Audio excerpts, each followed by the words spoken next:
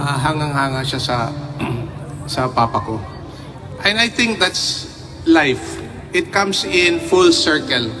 That years after, when he became mayor, congressman, mayor again for a long time, and then eventually became president, baliktad yung mundo. Ako naman ang hangang-hanga sa kanyang ginawa.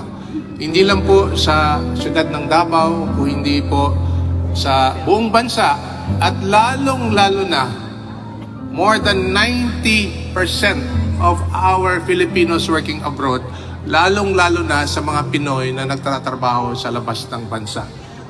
Palagi niyang sinasabi in small talks that we have together, ang iniisip niya, kayo, yung mga nagtatrabaho sa labas.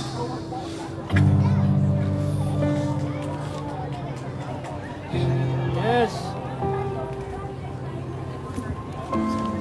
Duterte! Duterte! Duterte!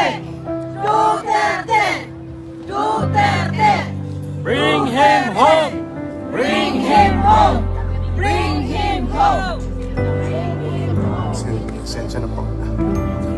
We love you, attorney. We support you all the way.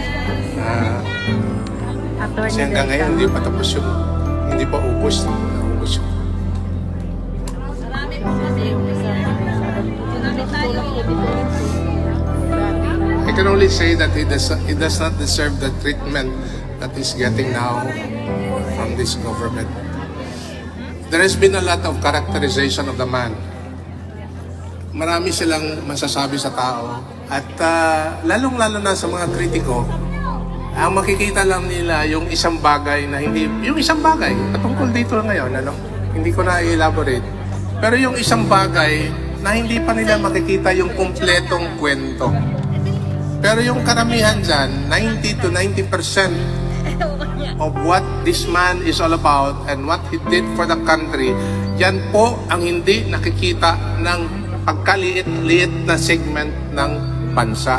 Kayo po, karamihan dito sa ngayon, at lalong-lalo na sa Pilipinas, mas nakikita nila yung kabuuan ng pagkatao ni Mayor Rudy.